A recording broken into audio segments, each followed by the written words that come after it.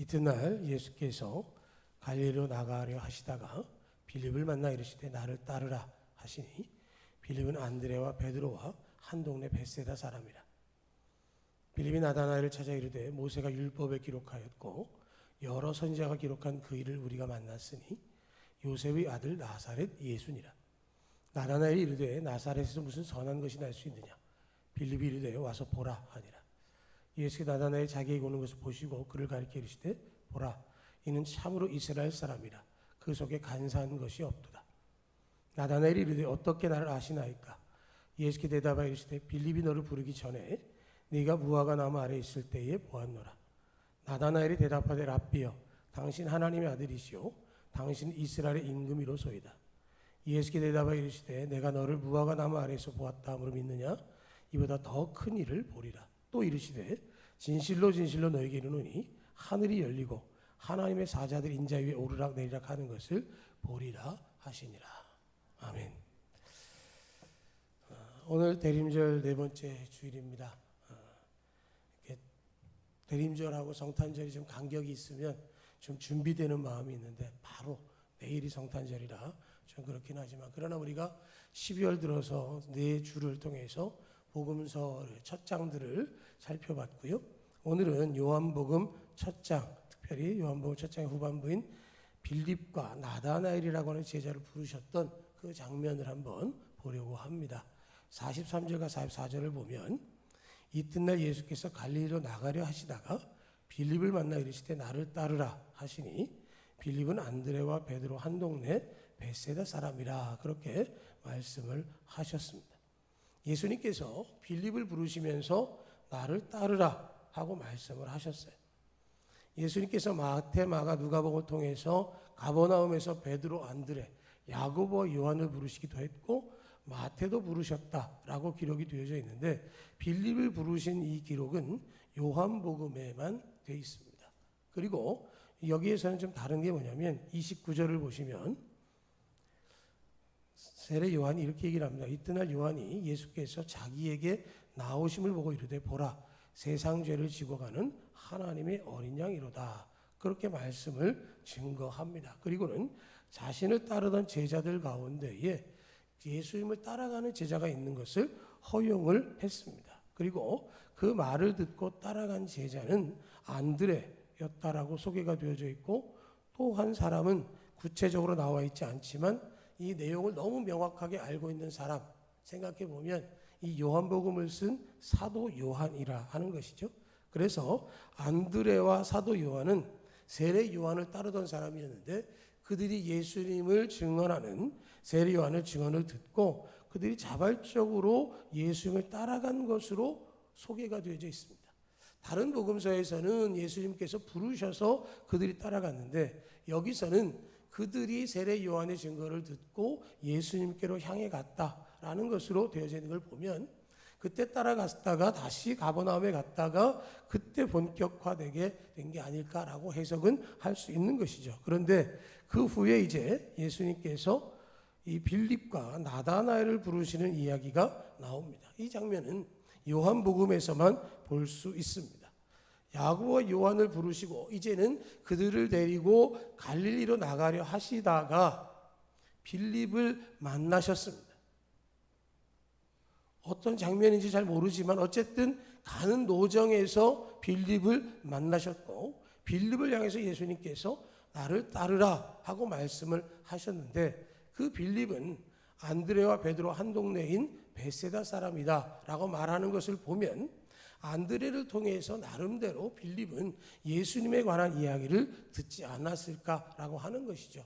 그랬으니까 이 빌립이 예수님께서 나를 따르라 하시는 그 말씀 앞에 따랐다라고 하는 것을 볼 수 있는 것이죠. 그래서 이 빌립이 예수님의 부름, 나를 따라오라 하는 말씀 앞에 아무런 의심도 없이 따라가셨다라고 하는 것이고요. 대림절을 통해서 우리가 예수님의 오심을 기다리고 있는 것은 예수님께서 나를 향해서 부르시는 음성, 나를 위하여 오셨다라고 하는 것에 대한 마음의 준비와 결단을 갖게 하는 것이죠. 성탄절을 통해서 나와 함께 하자, 나를 따르라 하는 그 말씀 앞에 우리가 겸손함과 순종함, 기쁨과 감사함으로 주님과 동행할 수 있기를 축복합니다. 주님께서 부르셨던 그 빌립의 음성 후에 빌립이 나다나엘을 찾아갑니다. 모세가 율법에 기록하였고 여러 선지자가 기록한 그 일을 우리가 만났으니 요셉의 아들 나사렛 예수니라. 나다나엘이 이르되 나사렛에서 무슨 선한 것이 날 수 있느냐? 빌립이 이르되 와서 보라 하니라. 이게 45절과 46절의 말씀입니다. 나다나엘이라고 하는 이름은 하나님이 주신 선물이다 라는 뜻이고요. 이 사람의 다른 이름은 예수님의 제자 중에 바돌로메와 같은 사람이다 라고 이야기를 합니다. 바돌로메, 제가 몇 번에 걸쳐서 말씀드렸는데 성경에서 바 누구라고 나오면 누구의 아들이라는 뜻입니다. 그러니까 바돌로메는 돌로메의 아들이고요, 바디메오는 디메오의 아들입니다. 그러니까 이 나다나엘은 바돌로메라는 돌로메의 아들인데 그 사람은 하나님의 선물입니다 라는 뜻과 같은 것이죠. 그래서 이 나다나엘에게 빌립이 모세가 율법에 기록하였고 여러 선지자가 기록한 그 일을 우리가 만났다라고 이야기를 하고 있습니다. 모세가 율법에 기록하였고 여러 선지자가 기록한 그것을 한 단어로 줄이면 그것은 구약입니다. 유대인들은 모세 오경을 토라라고 이야기를 했고요, 선지서를 네빔이라고 했고, 그리고 시편이나 욥기 같은 성문서를 케투빔이라고 불렀는데요, 이 앞머리를 따서 타나크라고 불렀습니다. 그러니까 여기서 말하고 있는 모세가 율법에 기록하고 여러 선지자가 기록한 그것은 타나크, 구약에 기록된 그분을 우리가 만났는데 그분은 요셉의 아들 나사렛 예수다. 율법과 선지자가 기록한 그분, 우리가 지금껏 기다려왔던 메시아는 요셉의 아들인 나사렛 예수라고 하는 것을 이야기하는 것이죠. 그랬더니 나다나엘의 반응이 나사렛에서 무슨 선한 것이 날 수 있느냐라는 거예요. 이스라엘은 크게 세 지역으로 나눌 수 있다고 말씀드렸습니다. 유다와 사마리아와 갈릴리입니다. 그 유다는 예루살렘을 중심하고 있기 때문에 가장 중심적인 지역, 사마리아는 이방인 혼혈족이니까 무시하고요, 갈릴리는 촌구석이라고 생각을 했는데요, 이 나다나엘이라고 하는 사람은 갈릴리 지역 사람인데요, 그 사람이 나사렛 예수 그랬더니 나사렛에서 무슨 선한 것이 날 수 있느냐, 그런 이야기를 합니다. 촌구석에서도 인정받지 못하는 동네가 나사렛이라고 하는 것이고요, 그런 곳에서 어떻게 메시아가 날 수 있겠느냐라는 이야기를 지금 하고 있는 것이죠. 빌립이 이렇게 전하는 것에 대해서 나다나엘은 그런 반응을 보이는 것이 익숙한 것이고 그때에는 당연한 것이었다라고 하는 것이죠. 빌립이 나다나엘을 향해서 함께 가자라고 말을 하는 것이고요, 나다나엘의 반응 앞에 와서 보라 하는 이야기를 지금 하고 있습니다. 다른 복음서에서는 주님이 부르시고 어떤 기적을 일으키시면 그것에 대해서 조금 잠잠하고 소문내지 않을 것을 말씀하셨다고 한다면, 요한복음에서는 하나님의 아들이신 예수 그리스도 그분에 대해서 구체적으로 증거하고 드러내기를 원하고 있다라고 하는 것이죠. 빌립이라고 하는 이 사람은 굉장히 현실적인 사람인데 그럼에도 불구하고 주님의 음성 앞에 순종하고 그리고 그 음성 앞에 또다시 나다나엘에게 그 이름을 증거하게 되어졌다라고 하는 것은 그에게 확신을 주시는 주님의 음성이 분명히 있었을 거다라고 하는 것이죠. 아주 간략하게 비어져 있는 공간 속에 주님과 빌립의 대화가 담겨져 있을 것이고, 우리가 빌립을 생각해 보면 오병이어의 기적이 펼쳐졌던 그 베스다 광야에서 수많은 사람들에게 너희가 먹을 것을 줘라 그럴 때 200데나리오 떡이 있어도 모자랍니다 할 정도로 계산도 빠르고 예수님과 대화도 할 수 있었던 그런 사람, 이방 사람들이 예수를 만나고자 할 때 빌립을 통해서 예수님께 요청할 수 있을 정도의 그러한 사람이었다라고 생각한다면 이 사람이 전달하는 것은 그만큼 의미가 있는 것이다 라고 하는 것이죠. 그래서 나다나엘에게 그 일을 증거했고요. 그런데 나다나엘은 도무지 믿어지지가 않은 것이죠. 변두리 촌동네 나사렛에서 혹시 예술가나 기술자가 난다면 그럴 수 있지만 하나님께서 우리에게 약속하신 메시아가 오셨다라고 하는 것에 대해서는 도저히 이해가 되지 않고 받아들이기 어렵다라고 하는 것이죠. 이 당시의 반응으로 보면 너무도 당연한 반응이었다라고 하는 것이죠. 예수를 만나지 않은 상태에서 그냥 전해 듣기만 하면 그게 과장된 것은 아닐까, 혹은 궤변은 아닐까라는 생각도 할 수 있는 것이고요. 사람들은 자기가 경험하고 아는 범위 내에서까지만 받아들이려고 합니다. 여러분들에게 누가 찾아와서 어제 하나님이 이렇게 말씀하셨어 라고 얘기하면서 뭘 주장한다던가, 아니면 밤에 하나님 환상 가운데 뭘 보여주셨다 라고 말한다거나, 아니면 내가 뭘 발견했는데 그게 하나님 뜻인 것 같아 라고 말할 때 여러분들이 아마 그 얘기를 들으면 즉각적으로 동의하는 경우가 쉽지 않을 겁니다.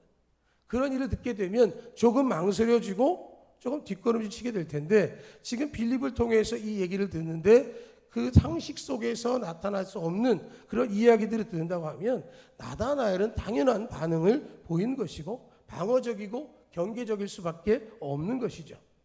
이게 사람의 말이면 그렇게 반응하는 것이 유익합니다. 그런데 이것이 하나님의 말씀이라고 한다면 그런 반응은 내가 의도한 것은 아니었지만 그것이 오히려 불순종이 될 수도 있다라고 하는 것이죠.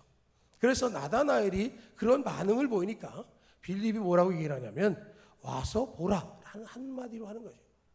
긴 말이 없습니다. 여차저차 설명하는 게 없어요. 내가 지금 누구를 만났는데 그분이 메시아야 하는 것으로 끝났고요. 그리고 그분에 대한 의구심을 제시하니까 와서 보라 라고 하는 한마디로 정리를 합니다. 간단하지만 아주 묵직한 대답이고요. 간단하지만 빌립의 이 말은 나다나엘에게 강력한 권유가 된 것이다 라고 하는 것이죠. 나다나엘이 이 빌립에 대한 신뢰가 없다면 그 말에 대해서 들으려고 하지도 않을 것이고 반응도 하지 않았을 텐데 그것에 대해서 반응하기 시작하는 것이죠. 47절로 49절을 보면 예수께서 나다나엘이 자기에게 오는 것을 보시고 그를 가리켜 이르시되 보라 이는 참으로 이스라엘 사람이라 그 속에 간사한 것이 없도다. 나다나엘이 이르되 어떻게 나를 아시나이까? 예수께서 대답하여 이르시되 빌립이 너를 부르기 전에 네가 무화과 나무 아래에 있을 때에 보았노라. 나다나엘이 대답하되 랍비여 당신 하나님 아들이시요 당신은 이스라엘의 임금이로소이다. 나다나엘의 의문과 궁금증을 품고 빌립의 권유에 따라서 예수님을 찾아갔습니다.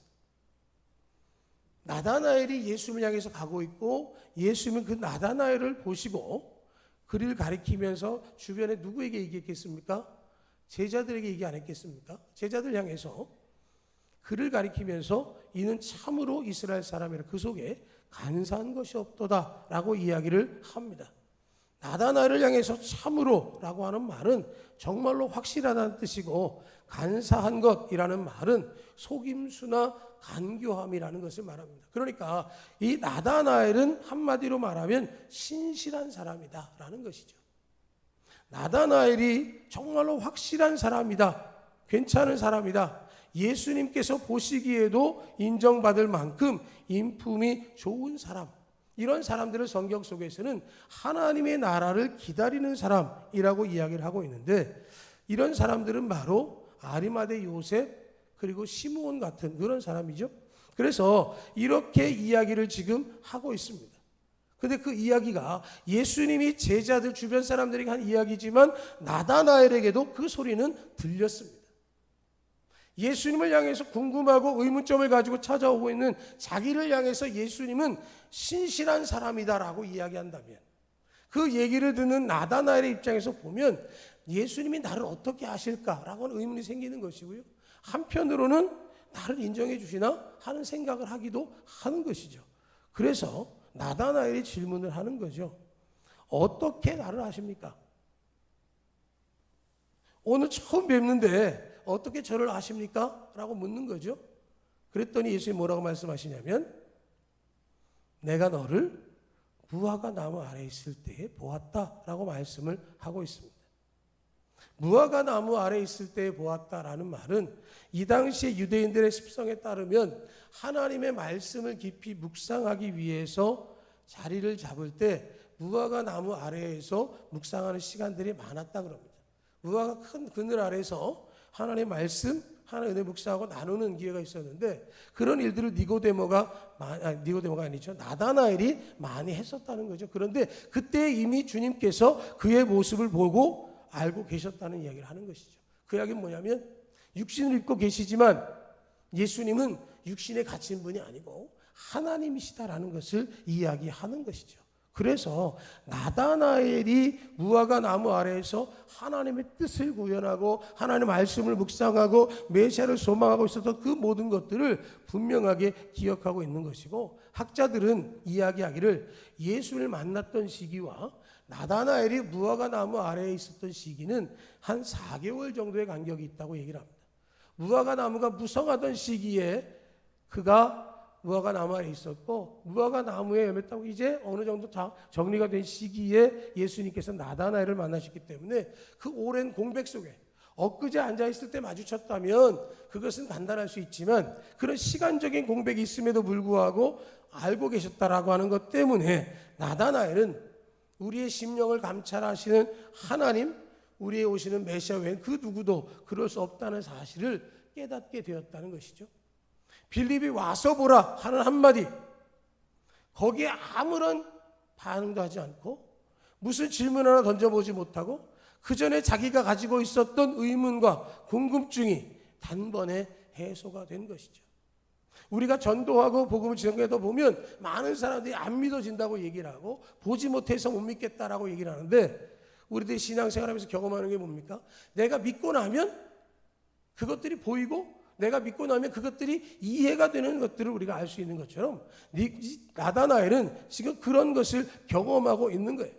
와서 보라는 빌립의 한마디에 따라서 나왔더니 예수님 만났고, 예수님 만났더니 예수님 이미 자기를 알고 계셨고 자기의 궁금증도 해결이 되어졌다는 거죠. 그러니까 49절에 뭐라고 고백하냐면, 랍비여 당신은 하나님의 아들이시오 당신은 이스라엘의 임금이로소이다. 무슨 말입니까?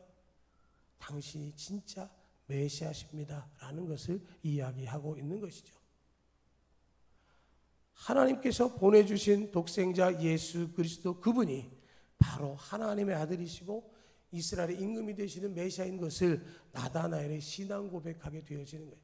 여러분, 여기서 나다나엘과 예수님과 무슨 긴 대화가 있지 않죠. 그런데 나다나엘은 그런 고백을 하고 있는 것은 이미 그가 가지고 있었던 것들이 해결이 되어졌다는 것이죠. 베드로가 고백하는 것처럼, 마르다가 고백하는 것처럼 이 나다나엘은 놀라운 신앙 고백을 하게 되어져서 빌립이 왜 자기를 찾아와서 그 얘기를 했는지 이해하게 된 거예요. 믿음은 들음에서 나고, 믿음은 마음으로 믿어 의에 이르게 되고, 입으로 시인해서 구원에 이르는 것을 지금 나다나엘의 과정 속에서 보는 거예요.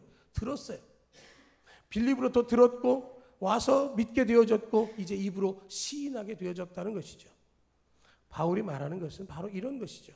내가 가지고 있는 믿음은 전에 듣는 것을 넘어서서 주님을 만나서 하나님의 아들 예수 그리스도를 우리의 마음에 모셔서 입술로 고백해야 된다라고 하는 것이죠.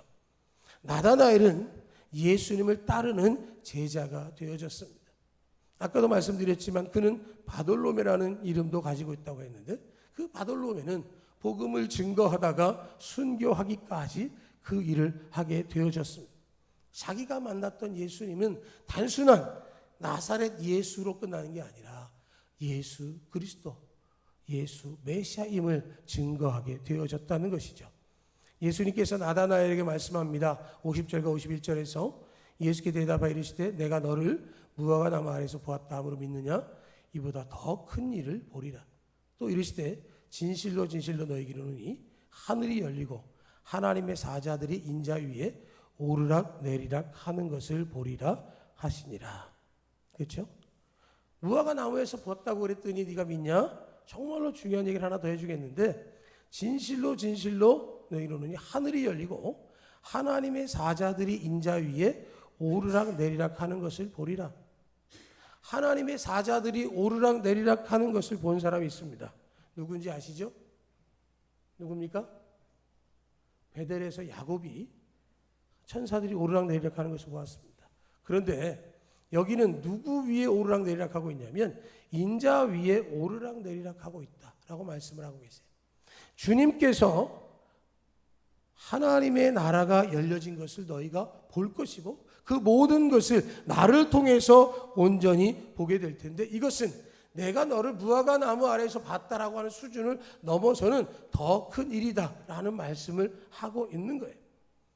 하나님의 사자 천사들이 예수님 위에서 오르락 내리락 하는 것을 보게 해주시겠다는 말씀은 하나님의 나라가 너에게 임했다라고 하는 것이죠.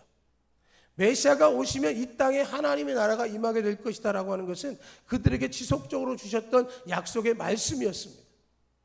회개하라 천국이 가까이 왔느니라 하는 주님의 음성은 바로 이들에게도 동일하게 이루어졌다라고 하는 거예요.